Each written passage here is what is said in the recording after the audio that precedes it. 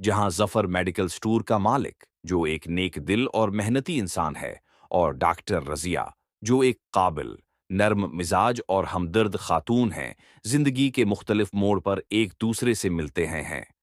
जफर अपने स्टोर पर आने वाले मरीजों की मदद में दिल लगाकर काम करता है और हमेशा दूसरों की फलाह के बारे में सोचता है।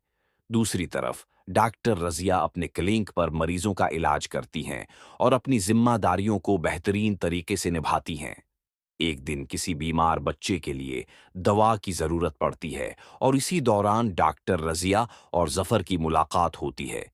ये मुलाकात एक मामूली बातचीत से शुरू होती है, लेकिन वक्त के साथ दोनों की शख्सियत, हमदर्दी और खिदमती खल्क का जज्बा एक दूसरे को मुतासिर करता है।